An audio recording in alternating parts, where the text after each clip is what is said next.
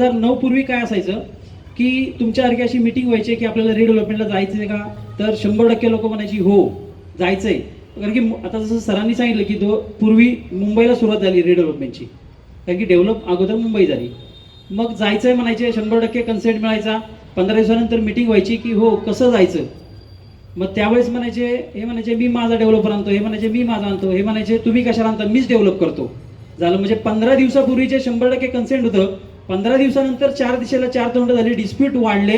Dispute कुठपर्यंत वाढले तर कोर्टापर्यंत गेलं. आणि हे आपले आत्ताचे जे काय कायदे आहेत ते 1960-70च्या दशकातले आहेत. आणि त्यावेळेस रिडेव्हलपमेंटचा आर सुद्धा कोणाला माहीत नव्हता, लक्षात घ्या.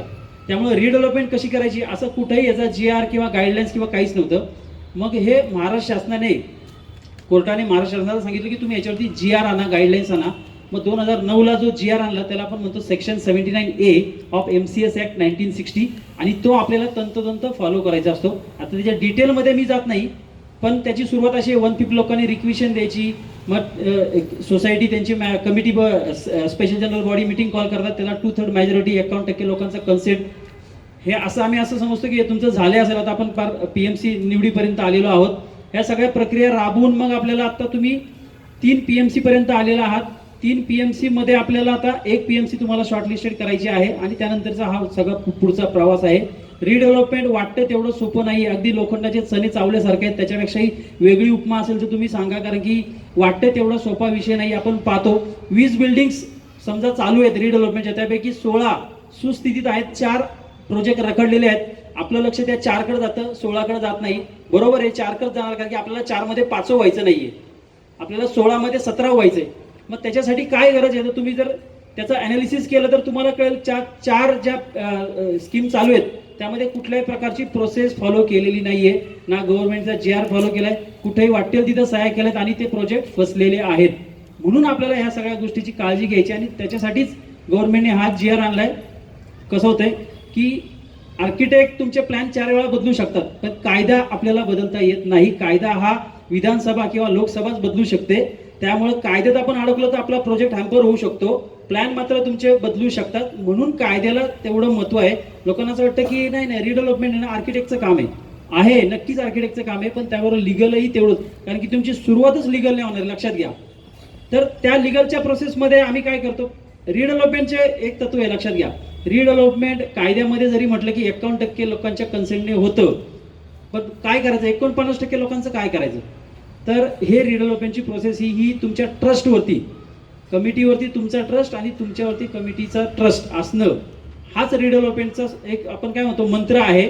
बाकी कायदे वगैरे त्यांच्या जागेवरती आहे. आणि आम्ही PMC काय जे कायद्यामध्ये म्हटलंय किंवा जे पेपर कागदी घोडे नाचवणाऱ्यांपैकी आहेत, त्यामुळं तुमचा सहभाग सर्वांचा, तुमचं घर आहे ना, मग तुम्ही मिटिंगला आलं पाहिजे, तुम्ही हजर राहिलं पाहिजे, तुम्ही सहभाग नोंदवला पाहिजे, ह्या सगळ्या प्रक्रियेमध्ये भाग घेतला पाहिजे, लक्षात घ्या.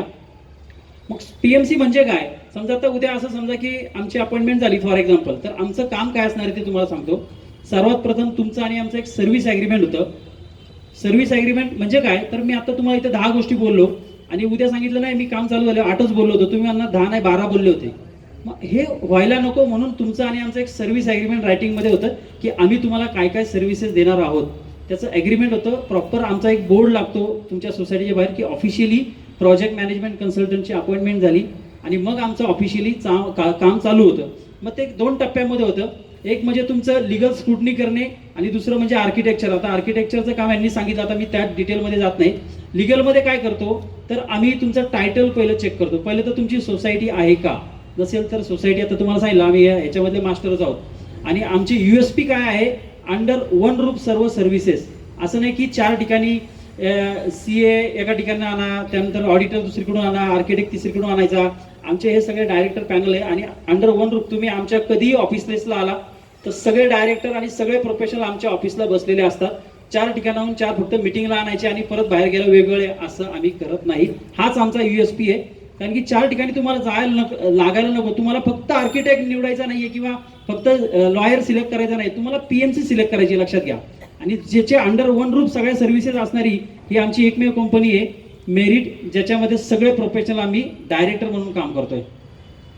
तर आता आमचं लिगलमध्ये आम्ही काय करतो, तुमचं टायटल चेक करतो. कारण की बऱ्याच वेळा असं दिसतंय की तुमचा कन्व्हेन्सला एरिया 1 लागलेला आहे तुमच्या सँक्शन प्लॅनला पूर्वीच्या वेगळाच एरिया आहे, तुमच्या सातबाऱ्याला तिसराच एरिया आहे आणि तुमच्या प्रत्यक्ष ताब्यात चौथाच एरिया आहे. मग ह्याचं रिकन्साईल कोण करणार? तुम्ही समजा डायरेक्ट ऑफर गेली, डेव्हलपरला ऑफर आली, डेव्हलपरने ऑफर दिली की मी तुम्हाला 50% देतो आणि नंतर कळलं की अरे तुम्ही पेपरवरती सांगितलं होतं 100 गुंठे आहेत, आता तुमचे 90 गुंठे इथे सापडत आहेत, मी तुमची ऑफर रिवाईज करणार. म्हणजे लक्षात घ्या, तुम्हाला जी ऑफर डोक्यात होती ती आता रिवाईज होणार आणि मग डिस्प्यूट होणार. मग ह्याच्यासाठीच पीएमसीची गरज असते. नाहीतर नुसतं तुमचे पेपर घेतले, फिजिबिलिटी रिपोर्ट तयार केला आणि सांगितलं तुम्हाला एवढी ऑफर येईल आणि डेव्हलपर पाहिल आणि मेंबर्स पाहतील, असं नाही. सुरुवात त्याची कुठे? त्याच्या अगोदर आम्ही तुमचं कॉन्स्टिट्युशनल बॉडी फॉर्म आहे का नाही इथून सुरुवात करतो. कारण की इथून पुढे तुम्ही महत्वाच्या पेपरवरती सह्या करणार आहात आणि तुमची बॉडी जर कॉन्स्टिट्युशनल फॉर्म नसेल तर तुम्हाला अधिकार त्या ठिकाणी प्रदान होत नाहीत. म्हणून तुमच्या इलेक्शन झालेत की नाही इथपासून आम्ही सगळ्या गोष्टी स्क्रुटनी करतो. तुमचं टायटल चेक करतो, त्यानंतर तुमचं इंडिव्हिज्युअल फाईल्स चेक करतो. म्हणजे 251 सभासदांच्या फाईल्स आम्ही जमा करतो, ज्या रिक्वायर्ड नंतर आपल्याला लागणार आहेत भविष्यामध्ये. म्हणजे तुमच्या नवीन घराचं ॲग्रीमेंट करण्यासाठी जे काही पेपर्स लागतात त्याला आपण PAAA म्हणतो, परमनंट अल्टरनेटिव्ह अकोमोडेशन ॲग्रीमेंट. ते ॲग्रीमेंट करण्यासाठी तुमच्याकडे आज पेपर ते आहेत का? कारण की हे चेक करण्यामध्ये बिल्डरला अजिबात स्वारस्य नसतं. त्याचं कारण बिल्डरला फक्त टायटल ओके आहे का प्लॉटचं ह्याच्यातच इंटरेस्ट असतो. तुमचे इंडिव्हिज्युअल पेपर्स आहेत काय नाही काय बिल्डरला अजिबात कन्सर्न नसतो. हे PMC म्हणून आम्ही हे सगळे कामं करतो. त्याचं कारण असं आहे की एक तर तुमच्या नवीन घराचं ॲग्रीमेंट तुम्हाला करायचं असतं आणि दुसरं कारण आहे की ज्यावेळेस आम्हाला असं कळतं की 251 फाईली आम्ही स्क्रुटनी केल्या, त्यामध्ये 200 फाईल्स ओके आहेत, 50 फाईलमध्ये 51 फाईलमध्ये डेफिशियन्सी आहे. मग ती काय डेफिशियन्सी आहे, काय त्याच्यावरती काय रेमेडी आहे, त्याला काय खर्च येईल? आता डेफिशियन्सी इन द सेन्स काय? कोणाचं ॲग्रीमेंटच नसतं, कोणाचं ॲग्रीमेंट अनरजिस्टर्ड असतं, रजिस्टर्ड आहे पण स्टॅम्प ड्युटी कमी भरली आहे, कोणाला गिफ्ट डीड करायचं असतं, कोणाचा हेअरशिपचा प्रॉब्लेम असतो, कोणाचा सक्सेशनचा प्रॉब्लेम असतो, कोणाला मुलाचं नाव ॲड करायचं आहे, कोणाला मुलीचं नाव ॲड करायचं आहे, कोणाचं कोण एक्सपायर झालेलं असतं, ह्या सगळ्या कोणाला मग त्याचं वारस नोंद करून घ्यायची असते. ह्या सगळ्या गोष्टी अर्ली स्टेजलाच करणं गरजेचं असतं. त्याचं कारण असं आहे की तुमचं एकदा डेव्हलपमेंट ॲग्रीमेंट झालं आणि तुम्हाला असं लक्षात आलं की आता मला मुलाचं नाव ॲड करायचं आहे, गिफ्ट डीड करायचं आहे, रिलीज डीड करायचं आहे, तर तुम्हाला त्या केसमध्ये स्टॅम्प ड्युटी ही जास्त रेटनी लागते किंवा जे वाढीव क्षेत्र आहे त्याच्यावरती सुद्धा स्टॅम्प ड्युटी लागते. आणि मग तुमची जर एक्स्ट्रा पैसे जात असतील अननेसेसरी तर मग PMCचा फायदा काय? तर हे आम्ही तुमच्यासाठी हे करत असतो की तुमचा कुठं फायदा होतोय हेच आमचं काम आहे. म्हणून तर PMC अपॉइंट करतात. अदरवाईज बाकी काय गोष्टी याच्यामध्ये फारशा नसतात. हे आमचं काम आहे महत्वाचं की तुमच्या काय प्रॉब्लेम आहेत तुमच्या पेपर्समध्ये इंडिव्हिज्युअल, हे सगळं तुम्हाला आम्ही अगोदरच्या स्टेजला सांगतो. तुमच्या 251 फायली विथ ऑल रिस्पेक्ट सगळ्या क्लिअर करून घेतो. तुम्हाला माहिती आता कालच एमनेस्टी स्कीम आलेली आहे की ज्यांचे स्टॅम्प ड्युटी भरलेली नाहीये, कमी भरली किंवा ॲग्रीमेंट रजिस्टर्ड नाहीये किंवा नुसतं 5 रुपयाच्या 10 रुपयाच्या स्टॅम्प पेपर होती, त्याच्यासाठी आता एक चांगली संधी आलेली आहे. त्या संधीचा सुद्धा आपण फायदा घेणार आहोत.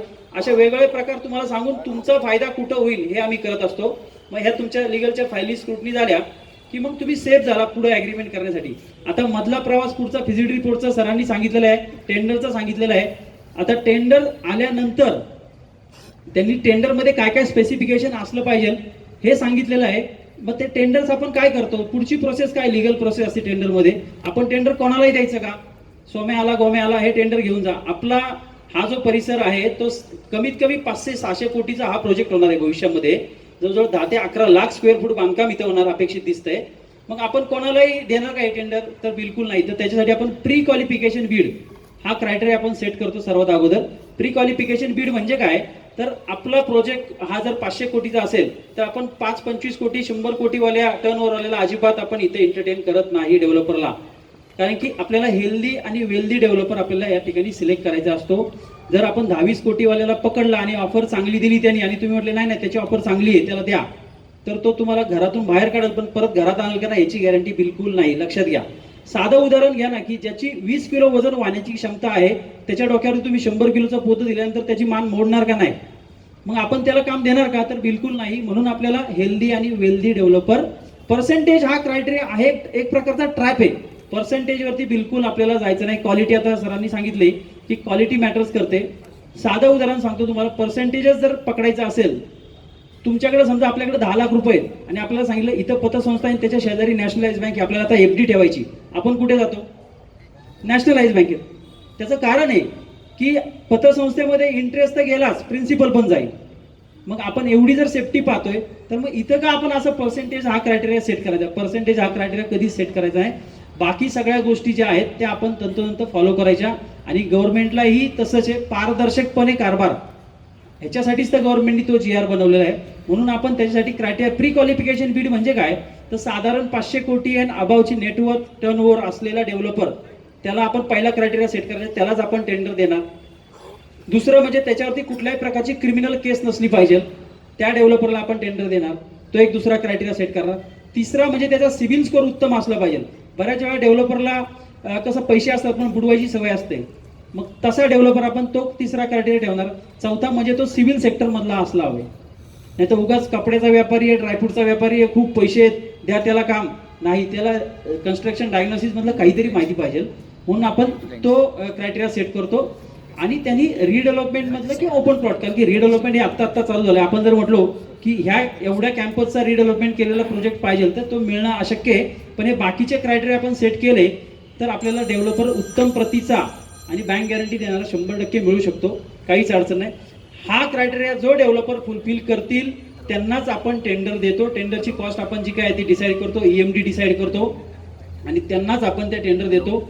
विहित नमुन्यामध्ये आमचं एक 70-80 पानाचं टेंडर आहे. ते टेंडर त्यामध्ये यांनी सांगितलं की सगळ्या गोष्टी आपण अंतर्भूत केलेल्या असतात ते त्यांनी भरून द्यायचं. त्या सकाळी 10 ते 5 एकाच दिवशी त्यांनी ते टेंडर इथे सोसायटीच्या ऑफिसमध्ये द्यायचं. 6 वाजता ते टेंडर आपण ओपन करतो. तुम्ही सगळे लोक असतात, तुमच्या समोर ते टेंडर ओपन, त्याचं शूटिंग होतं आणि त्यानंतर आपण ते टेंडरचे बुलेट्स पॉईंट तुम्हाला इथे डिक्टेट करतो की कोणी काय ऑफर दिलेली आहे. मग हे टेंडर डिक्टेट केल्यानंतर पुढचं टेक्नो कमर्शियल अनालिसिससाठी आम्ही ते टेंडर आमच्या ऑफिसला घेऊन जातो. मग त्याचा आम्ही एक पूर्ण चार्ट बनवतो की कशा पद्धतीने ऑफर्स आलेत, कम्पॅरेटिव्ह स्टेटमेंट म्हणतात त्याला, ते बनवतो. ॲपल टू ॲपल मॅच करतो, not apple to orange, apple to apple match करायचं आणि त्यातले 5 डेव्हलपर आहेत ते शॉर्टलिस्टेड करायचे ए कॅटेगरीचे, लक्षात घ्या. मग या 5 डेव्हलपरला आपण काय करतो, पत्र पाठवतो की तुम्ही शॉर्टलिस्टेड झालेला आहात 5 मध्ये. आता तुमच्या आम्हाला 2 साईट व्हिजिट करायचे आहेत, एक अंडर कन्स्ट्रक्शनची आणि एक कंप्लीट झालेली. अंडर कन्स्ट्रक्शनची कशासाठी, तर काय लेवलचं मटेरियल यूज करताय आता तुम्ही, आणि कंप्लीट झालेली आहे की 3-4 वर्षानंतर जागेवरती काय लिकेजेस सिपेजेस अशा काय आहे, कशी मेंटेन आहे सोसायटी, तिथल्या लोकांचा फीडबॅक घेतो की तुम्हाला कशा पद्धतीने डिलिव्हर केलं प्रोजेक्ट, काही क्वालिटीमध्ये कॉम्प्रोमाइज केलंय का, इन टाइम डिलिव्हरी दिली आहे का, अशा गोष्टी आपण विचारतो. आणि जर उत्तम असेल तर ते सांगतात हा डेव्हलपर उत्तम आहे, आणि फसवलेला असेल तर हा सांगतात की हा चोर आहे, याला काम देऊ नका. त्यामुळे असे उदाहरणं आम्हाला आलेली आहेत. मग हे आपण क्रायटेरिया सेट करतो आणि मग त्यांच्या साईट व्हिजिट करायच्या. साईट व्हिजिट झाल्यानंतर आता त्यांना पुन्हा पत्र लिहायचं की आता तुमच्या साईट व्हिजिट झालेल्या आहेत, आता तुमचं प्रेझेंटेशन आमच्या इथे ठेवायचं. मग असंच 5 जणांना 2-2 तासाचा स्लॉट द्यायचा, त्यांचं प्रेझेंटेशन इथे ठेवायचं की या तुम्ही कोण आहात, तुम्ही आतापर्यंत काय कामं केलेली आहे आणि तुम्ही हा प्रतीकनगर परिसर कॅम्पस जो आहे तो कशा पद्धतीने डेव्हलप करणार आहात त्याचं प्रात्यक्षिक आम्हाला काही 2D 3D वगैरे असेल तर ते इथं दाखवा. तर ते त्यावेळेस तुमचे प्रश्न उत्तर, तुम्ही आम्हाला प्रश्न उत्तर विचारण्यापेक्षा त्या डेव्हलपरला आपल्याला प्रश्न उत्तर विचारत, कारण की बांधकाम करणारा तो आहे, लक्षात घ्या. बांधकाम आम्ही नाही करत आणि तुम्ही नाही करत, त्याला मॅक्झिमम प्रश्न विचारायचे, क्वालिटी बाकी सगळे कन्सर्न जे असतील ते त्या डेव्हलपरला आपल्याला सर्व विचारायचे. मग 5 जणांचं आपण प्रेझेंटेशन घेतो, पुन्हा त्याचा कम्पॅरेटिव्ह चार्ट आहे तो आपण त्याचा रिव्ह्यू घेतो आणि मग फायनल त्याच्यामधून आपल्याला 5 पैकी 3 निवडायचे असतात, लक्षात घ्या. कुठलाही डेव्हलपर निवडताना आपल्याला 3 बरोबर पुढे जावं लागतं, 4ही चालत नाही आणि 2ही चालत नाही. त्यामुळे 3 आपण शॉर्टलिस्टेड करायचे आणि ह्या 3घांना आपण पुन्हा पत्र लिहायचं की आता तुम्ही 3 मध्ये आलेला आहात, आता तुमची काही नो रिग्रेट ऑफर असेल तर ती बंद पाकिटामध्ये आम्हाला एवढ्या दिवसात सोसायटीला द्या. त्याचं असं असतं की काही जण डेव्हलपर असतात त्यांना माहित नसतं मी 3 मध्ये येईल का नाही, म्हणून थोडा हातचा त्यांनी ठेवलेला असतो राखून, आणि त्यांना असं कळलं की 3 मध्ये मी आलोय की मग ते 1-2%, 4%, 5% वाढवू शकतात. तो तुमचं बेनिफिट त्यामध्ये होतं. आणि काही जण सांगतात की नाही आमची मागची ऑफर कंटिन्यू आहे, आम्ही काय वाढवू शकत नाही. अशा पद्धतीने मग आपण त्यांच्या ऑफर्स घेतो आणि मग आपण त्यांच्याकडून काही स्प्लिट फ्लॅट करायचे असतील ते सुद्धा अगोदरच आपण वधवून घेतो. Split of flat, split of flat म्हणजे काय की आता तुम्हाला तर इथं चांगली ऑफर येणार आहे, सगळ्यांना माहितीच आहे. प्रतीकनगर म्हणजे काय, हॉटस्पॉटच आहे. त्यामुळं बऱ्याच वेळा असं होतं की काही सिनियर सिटीजन असतात की मला 2,000चा फ्लॅट होतोय ना, मी 1,000चे 2 करतो, म्हणजे स्प्लिट करतो. तर मला डेव्हलपरनी स्प्लिट करायचंय. मग आम्ही एक लिस्ट देतो डेव्हलपरला की एवढ्या लोकांची इच्छा आहे की त्यांना फ्लॅट डबल करायचे आहेत, एकाचे 2 करायचे आहेत. मग त्याची काय कॉस्ट लागेल का एक्स्ट्रा, तर ही अगोदर का तुम्ही म्हणाल हे आत्ता काय आलं, त्याचं मध्ये काय आलं, तर याचं कारण आहे की अजून 3 डेव्हलपर शॉर्टलिस्टेड झालेत, त्यातला एक झालेला नाही अजून. तर मग त्या केसमध्ये काय करतात, डेव्हलपरला अव्वाच्या सव्वा रेट जर एखाद्याने सांगितला की नाही तुम्हाला 20 लाख रुपये लागतील, कारण की स्प्लिट करायचं म्हणलं तर एक भिंत वाढते, एक किचन ओटा वाढतो, तुमचा एक दरवाजा वाढतो, त्यानंतर तुमचा एक MECBचा मीटर वाढतो, कॉर्पस वाढतं, पार्किंग वाढतं, तुम्हाला कॉर्पोरेशनमध्ये एक प्लॅन सँक्शन एक्स्ट्रा एक फ्लॅट करावा लागतो, त्याची कॉस्ट वाढते आणि ह्याचे काही लाख रुपये सांगतात. आणि तेच जर नंतर बरं का म्हणजे डेव्हलपमेंट ॲग्रीमेंट झाली किंवा नंतर तुम्हाला असं वाटलं इंडिव्हिज्युअल मी डेव्हलपरकडे गेलो मला 2 करून मागा, तर काहीच्या काहीच कॉस्ट सांगतात. म्हणून हे अगोदर वधून घेतो आपण त्याच्याकडून. मग बरेच डेव्हलपर सांगतात की ठीक आहे एक 5-7 लाख रुपये द्या, पार्किंगचे चार्जेस द्या, बाकीचं मी हे करतो. काही डेव्हलपर सांगतात पूर्ण मी तुमच्या अख्खी कॉस्ट 15 लाखाची ॲब्झॉर्ब करतो, एवढ्या कन्स्ट्रक्शनमध्ये तुमच्याकडून एकही रुपया घेत नाही. अपेक्षा असते ना त्यांना काम मिळवण्यासाठी, आता 3 मध्ये आलेत म्हटल्यावरती मग तुमचे 15 लाख रुपये त्या ठिकाणी वाचतात. लक्षात घ्या, अनुभव आहे. म्हणून हे सगळं अगोदर, कारण की डेव्हलपमेंट ॲग्रीमेंट एकदा झाली ना सर की लक्षात घ्या डेव्हलपमेंट ॲग्रीमेंट होतोपर्यंत डेव्हलपर हा रिसिव्हिंग एंडला असतो आणि डेव्हलपमेंट ॲग्रीमेंट झाली की आपण सगळे रिसिव्हिंग एंडला जातो.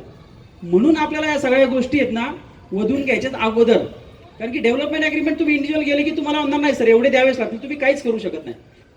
म्हणून हे सगळं आपण अर्ली स्टेजला करून घेतो आणि मग मात्र आपल्याला हे सगळं झाल्यानंतर इव्हन लिगल चॅलेंजेस सुद्धा, आता इथं समजा काही लिगल चॅलेंजेस असतील, आता काही ठिकाणी आम्हाला असे अनुभव आहेत बरेचसे लिगल चॅलेंजेस, ते सुद्धा आम्ही त्यांच्याकडून रायटिंगमध्ये मागवतो की आम्ही टेंडरमध्ये टाकले होते, आता तुम्ही रायटिंगमध्ये द्या की हे लिगल चॅलेंजेस तुम्ही रिझॉल्व्ह करणार विथ युअर ओन कॉस्ट आणि त्याचा टाइम बाउंड सांगा, तेच आम्ही MOU मध्ये टाकणार आहोत आणि ते जर तुम्ही फुलफिल नाही केलं तर तुमचा MOU त्या क्षणी नल अँड व्हाईड होणार.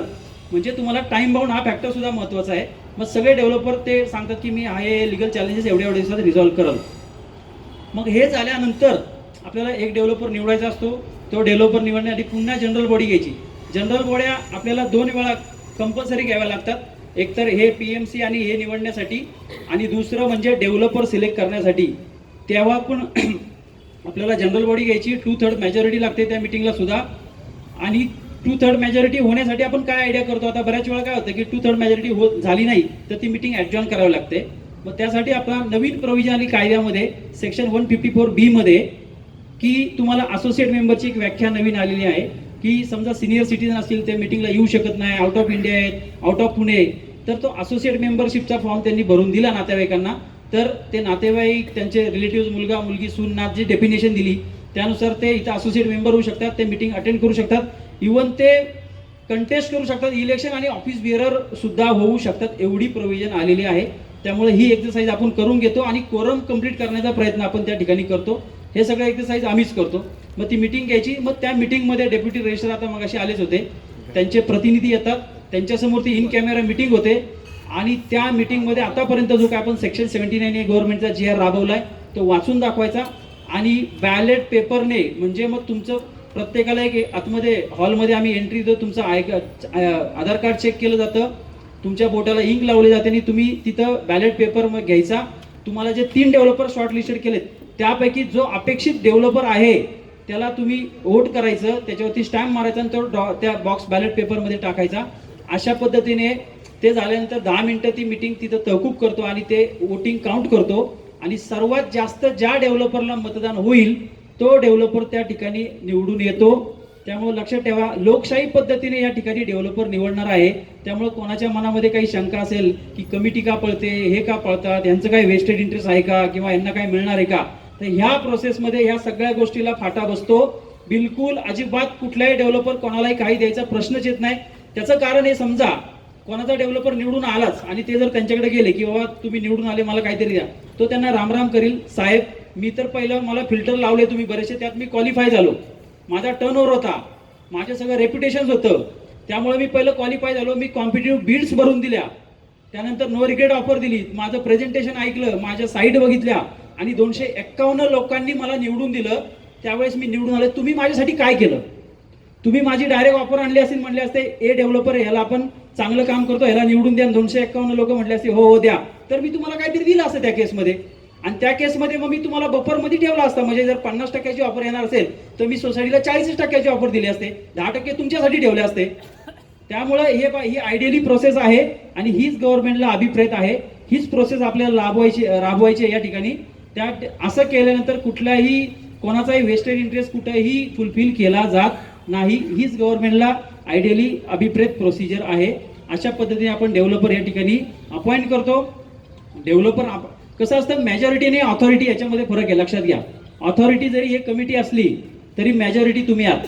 सेक्रेटरी जरी असले तरी त्यांना मतदान एकच करणार आहेत आणि तुम्ही सर्वसामान्य सभासद एकच मतदान करणार आहात.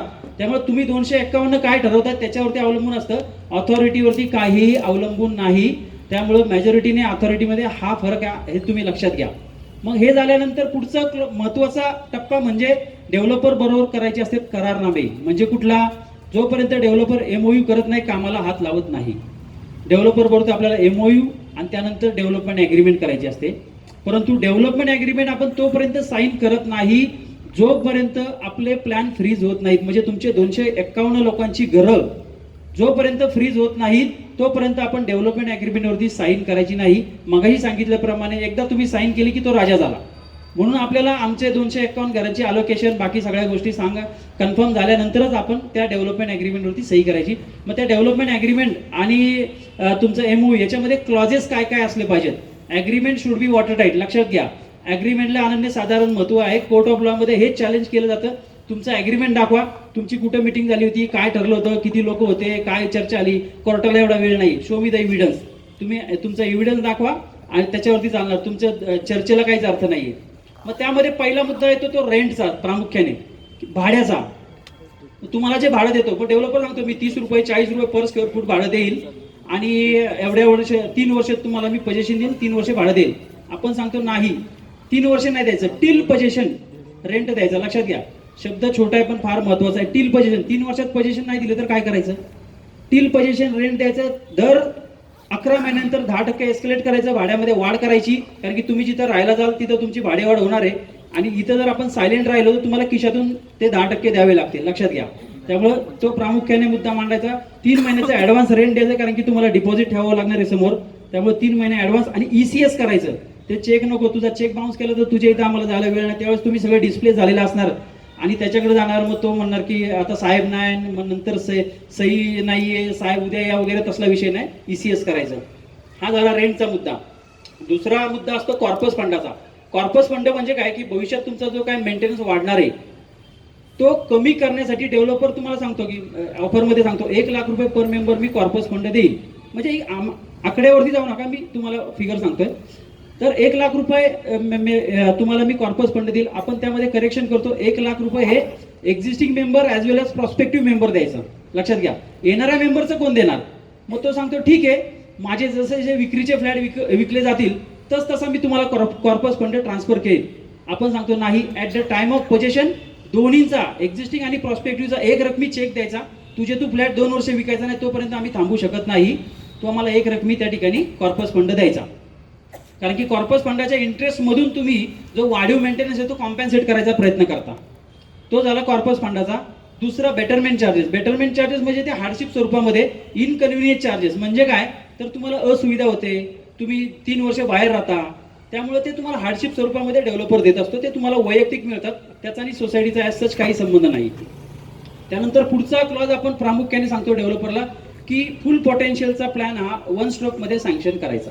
लक्षात घ्या, जे तुमच्या मनामध्ये शंका आहे डेव्हलपरने अर्धवट काम सोडलं तर, डेव्हलपर पळाला तर, तो दिवाळखोरीत निघाला तर, याची उत्तरं कमी करण्यासाठी, मिनिमाइज करण्यासाठी आपण त्याचाही, कारण की फुल पोटेन्शियलचा प्लॅन सँक्शन करण्यासाठी तुमच्या इथं सुरुवातीलाच त्याला 5-25 कोटी रुपये लागतील आणि मग जे आपली जी शक्यता आहे की तो पळून गेला तर ती कमी कमी होत जाते.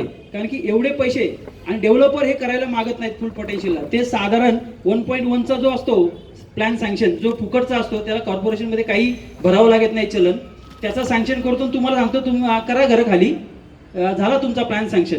नाही, बिलकुल करायचं नाही. फुल पोटेन्शियल, आमची 17 माळ्याची बिल्डिंग होणार आहे ना, फुल पोटेन्शियलचा प्लॅन सँक्शन करायचा आणि मगच आम्ही घर खाली करण्याची. त्याची 3 बेनिफिट्स आहेत. पहिलं म्हणजे त्याचे करोड रुपयाची इन्व्हेस्टमेंट सुरुवातीला लागते, म्हणजे जो तो इन्सॉल्व्हंट व्हायची शक्यता आहे ती कमी होते. दुसरा बेनिफिट असं आहे की तुम्हाला माहित असेल की पूर्वी 9 मीटरच्या रोडला 12 माळ्याची हाईट होती, ती आता 7 माळ्यावरती आणली. म्हणजे 7 मजल्यातच बिल्डिंग कंप्लीट करायची.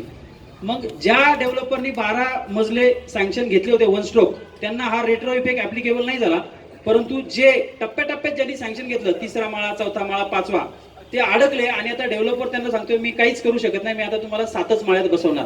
असं काही सरप्राइजेस आपल्या बाबतीत होऊ नये म्हणून आपल्याला हे फुल पोटेन्शियलचं, किंवा उद्या TDR मध्ये काही नॉर्म चेंज झाले तर काय करायचं आपण. तो सांगणार सरळ की आता गव्हर्नमेंटने रूल चेंज केलं, मी काहीच करू शकत नाही. म्हणून आपल्याला हे त्याला कंडिशन टाकायची. आणि तिसरी कंडिशन म्हणजे याचं बेनिफिट असं आहे वन फुल पोटेन्शियलचं, की तुमचं नवीन घराचं ॲग्रीमेंट तुम्ही तुमचं जुनं घर खाली करायच्या अगोदर करायचं. लक्षात घ्या, हे डेव्हलपर सांगतच नाही. आम्ही आमचं जुनं घर खाली करायच्या अगोदर नवीन घराचं ॲग्रीमेंट करणार, मग आम्ही डिस्प्लेस होणार. म्हणजेच की तुमचा आताचा 500 एरिया आहे, तुम्हाला फॉर एक्झाम्पल अजून 500 वाढून मिळाला 1000, आणि अजून तुम्ही 200 एक्स्ट्रा विकत घेतला तर तो 1200चं ॲग्रीमेंट कर, मग आम्ही हे घर सोडणार. मग आता मला सांगा, तुमचं आता 3ऱ्या माळ्यावरती घर आहे आणि तुम्हाला उद्या 12व्या माळ्यावरती घर घ्यायचं आणि त्यांनी प्लॅनच 4 माळ्याचा सँक्शन केलाय, तुम्ही 12व्या माळ्याचा ॲग्रीमेंट करू शकता का?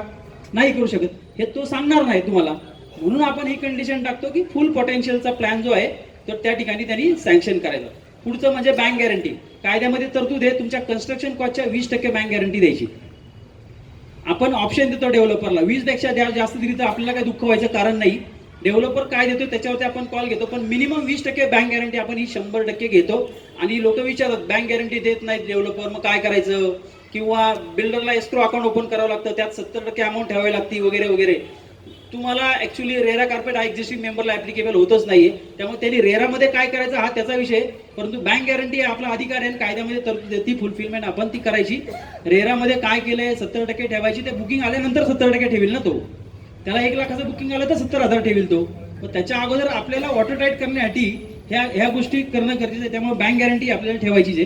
पुढचा क्लॉज मध्ये स्टॅम्प ड्युटी, जीएसटी किंवा रजिस्ट्रेशन चार्जेस, कुठलेही चार्जेस असतील, weather it is increase or decrease, ते सर्व त्या डेव्हलपरची जबाबदारी आहे. तुम्हाला 1ही रुपया भरावा लागणार नाही. क्लिअर कट टाकतो त्यामध्ये, weather it is increase or decrease. कारण की बदाईच्या चौकामध्ये एक केस झाली आहे, गेल्या वर्षी मेट्रो सेस 1% वाढलाय स्टॅम्प ड्युटीमध्ये, आणि त्यांनी कुठल्याही प्रकारची पीएमसी अपॉइंट नाही केली.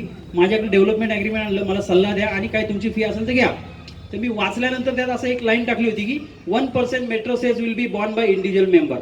मी लोकांना सांगितलं, म्हटलं हे असं टाकलंय त्याने की तुम्हाला 1% भरायला सांगितलंय.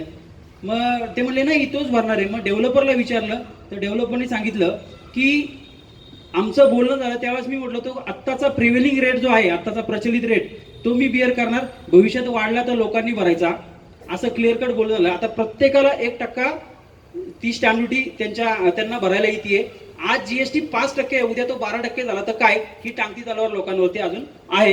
त्यामुळे अशा कुठल्याही प्रकारचे रिस्क किंवा हे असं घ्यायचं नाही. स्टॅम्प ड्युटी कुठल्याही चार्जेस असलं, whether it is increase or decrease, ते सर्वस्वी त्या डेव्हलपरनेच त्या ठिकाणी भरायचं. इव्हन तुमचं first leave and licence agreement, म्हणजे तुमचं पहिलं लिव्ह अँड लायसन ॲग्रीमेंट तुम्ही इथून डिस्प्लेस होता, त्याचा खर्च सुद्धा डेव्हलपरनीच करायचा असतो. हे आपण तसं टाकावं लागतं ॲग्रीमेंटमध्ये, टेंडरमध्ये. लक्षात घ्या, तुम्हाला 1ही रुपयाचा तोशीच लागत नाही. हे सर्व आपण ह्या टेंडरमध्ये टाकतो. आता हे झाले स्टॅम्प ड्युटी वगैरे. ओव्हर एंड अबाव ज्यावेळेस इथं कन्स्ट्रक्शन चालू होतं त्यावेळेस कमर्शियल टॅक्सेस इथे ऍप्लिकेबल होतात. इव्हन रॉयल्टी म्हणजे उत्खनन चार्जेस, आणि काही डेव्हलपर ते बुडवायचा प्रयत्न करतात. लक्षात घ्या, अशा केसेस झालेल्या आहेत. आणि मग 2, 5, 10 वर्षानंतर नोटीस येते सोसायटीला की इथे एवढी लॅबिलिटी अराईज झाली आहे आणि ती तुम्ही भरा. मग त्यावेळेस आपण ॲग्रीमेंट म्हणतो, ॲग्रीमेंटमध्ये काहीच उल्लेख नसतो आणि मग ती काही करोडोमध्ये असते. म्हणून आपण ॲग्रीमेंटमध्येच हा पाठ करतो की असली कुठलीही liability, weather it is from central government, state government, local body, कोणाची असेल तर ती सर्वस्वी जबाबदारी त्या डेव्हलपरचीच असणार आहे. सोसायटी मेंबरला त्या बाबतीत कुठल्याही प्रकारचं तोशीच लागणार नाही. हा क्लॉज कव्हर करतो. पुढचा क्लॉज महत्वाचा, आपला प्लॉट मॉर्गेज ठेवून त्यांनी कुठल्याही प्रकारची लोन घ्यायची नाही. आपला प्लॉट फ्री होल्डच ठेवायचा. लक्षात घ्या, त्यांनी कुठून त्याचे फंडिंग आणायचं हा त्याचा विषय. तो तुमच्याकडून लिहून घेतो, मी तुमचा प्लॉट मॉर्गेज करीन, फलानं करीन, आणि बँकेकडे जातो, पहा याच्यामध्ये लिहिले, सोसायटीने परमिशन दिली मॉर्गेज करायला, द्या मला 50 कोटी. काहीच करू शकत नाही. आणि उद्या जर दिवाळ खरीद तो निघाला तर इथे लिटिगेशन होईल, दुसरा बिल्डर हात घालणार नाही. म्हणून त्याचे फंडिंग त्यांनी कुठून आणायचे हा त्याचा विषय. आपण अजिबात त्या ठिकाणी त्याला मॉर्गेज करायला परमिशन त्या ठिकाणी देत नाही. त्यानंतर थर्ड पार्टी असाइन करायचा नाही. प्रोजेक्ट तुला दिलाय तर तूच करायचा. काय झालं आता मार्केटमध्ये आम्ही पाहतोय ओव्हर ट्रेडिंग झालेलं आहे. एका डेव्हलपरनी खूप कामं घेऊन ठेवलेत, ब्रँडवरती कामं घेतात आणि तिसऱ्याकडे जातात आणि सांगतात की माझे 5% ठेवा आणि तूच प्रोजेक्ट कर. मग आपण त्याला काम कशासाठी दिले, त्याचा ब्रँड बघून दिलंय ना. ओव्हर ट्रेडिंग झालंय मार्केटमध्ये. त्यामुळं बऱ्याचशा गोष्टी अशा झाल्यात की तिसऱ्यालाच प्रोजेक्ट करायला देतात. त्यामुळे थर्ड पार्टी असाइन बिलकुल प्रोजेक्ट करायचा नाही. आजूबाजूची प्लॉट, दुसरा क्लॉज, आजूबाजूचा प्लॉट जर अमलगमेट करायचा असेल तर आमच्या कन्सेंट शिवाय सोसायटीच्या अमलगमेट करायचा नाही. आम्हाला कमर्शियली काय बेनिफिट आहे, आमच्या एंटिटीला काही बाधा येते का ते पाहणार आणि मगच तुला परमिशन देणार की तू अमलगमेट करायचा का नाही आमच्याबरोबर हे तुम्ही ठरवणार. त्यामुळे तो ऍग्रीमेंट मध्ये बरंचसं काय टाकतो, त्याला काउंटर करायचं काम आपलं आहे. त्यानंतर बऱ्याच वेळा बँकांची लोन्स असतात, बँकांची लोन असतात, काहींनी मॉर्गेज लोन घेतलेलं असतं, आता नवीन काहींनी फ्लॅट घेतलेला असतो वगैरे वगैरे. तर त्या केसमध्ये काय करायचं, तर पहिलं सर्वात हे असतं, सर्वात पहिलं तर म्हणजे तुम्ही बँकेकडून एनओसी आणायची त्या बँकेकडून. काही बँकांची अजून पॉलिसीज बनलेली नाहीये की एनओसी अशा देता येते की नाही, त्यामुळे काही बँका डिनाय करतात एनओसी द्यायला. मग जी बँक एनओसी देते त्या बँकेमध्ये तुम्हाला लोन तुमचं स्विच करावं लागेल. हा दुसरा पर्याय. तिसरा पर्याय हेही नसेल होत, काही बँका म्हणतात की आम्हाला ट्राय पार्टी अग्रीमेंट घ्या, आमचं सुद्धा नाव घ्या त्यामध्ये, आणि काही डेव्हलपरचे जसे पेपर्स मिळतील तसं तुम्ही मग आम्ही त्याच्यामध्ये इन्क्लूड झालो की मग तुम्हाला रिलीज करूया. मग त्या केसमध्ये आपण काय करतो, हाही ऑप्शन जर काही बँकाकडे नसेल तर मग आपण एक लिस्ट करतो की एवढे 50 सभासद 20 सभासद जे काय असतील संख्या यांच्या लोन्स आहेत त्या डेव्हलपरला देतो. मग डेव्हलपर याच्यावरती कॉल घेतो. आता त्यामध्ये कॉल काय घेतो, डेव्हलपर तुमचं लोन रिपे करतो आणि मग तुम्हाला 2-3 इन्स्टॉलमेंट किंवा प्रोजेक्ट कंप्लीट होतोपर्यंत काही इन्स्टॉलमेंट देतो, किंवा तुमचा जो एक्स्ट्रा एरिया असतो, तुमचा 500 एरिया आहे आणि 500 तुम्हाला एक्स्ट्रा म्हणजे मिळणार आहे फुकटचा, त्याच्यातला तुम्ही काही सरेंडर करता आणि तो कॉम्पेन्सेट करता की बाबा मी पैसे नाही देणार, मला 500 पैकी 250 दे किंवा अख्खा 500 घे आणि ते पैसे जे बँकेचं लोन आहे ते क्लिअर कर. पण हे सर्व आपल्याला त्या डेव्हलपरला सांगावं लागतं. त्यामुळे वे आउट आहे. Every problem come with solution. असं नाही की प्रॉब्लेम आला आणि त्याला सोल्युशन नाहीये. त्यामुळे घाबरण्याचं कारण काही नाही, फक्त रूल्स अँड रेग्युलेशन आपल्याला आणि लॉ हा फॉलो करावा लागेल. त्यामुळे तसा काहीच विषय नाही. पुढचा म्हणजे जर एफएसआय इन्क्रीज झाला, बांधकाम चालू असताना जर एफएसआय मध्ये वाढ झाली तर काय करायचं. आता तुम्हाला माहिती असेल की टीओडी झोनमध्ये एफएसआय वाढलाय आत्तामध्ये, आणि आता आम्ही काही सोसायट्या पाहतोय ज्यांनी पीएमसी अपॉइंट नव्हती केली.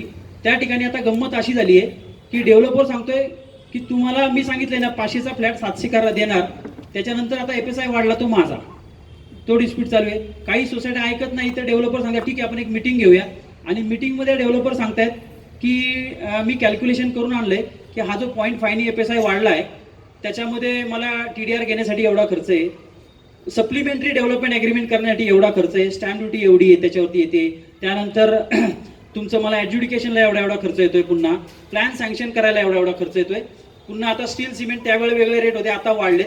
असं करून एवढाच एफएसआय शिल्लक राहतोय. तर प्रत्येकाला मी आता 10-10 स्क्वेअर फूट फक्त वाढवून देईल, लक्षात घ्या. आता लोक म्हणतात नाही घेऊ तरी प्रॉब्लेम, आणि घेवं तर कसा घ्यायचा, म्हणजे काय 10-10 स्क्वेअर फूट. त्यामुळे लोक म्हणतात ठीक आहे जो मिळतोय तो घ्या पदरात आणि चला पुढं, म्हणजे अशी गडबड होऊ शकते. म्हणून आम्ही त्या ठिकाणी टाकतो ॲग्रीमेंटमध्ये की असा जर एफएसआय बांधकाम चालू करत असताना जर वाढला तर तो प्रो रेटा बेसिसवरती आम्हाला तो पास ऑन करायचा. प्रो रेटा बेसिस म्हणजे काय, तर समजा इथं 4 एफएसआय आणि तो आम्हाला 50% ऑफर देतोय, तर 4.5 झाला तर किती, साधं हे गणित अंकगणित आहे, लक्षात घ्या. मग तुझा एफएसआय किती वाढला, आपला तुझा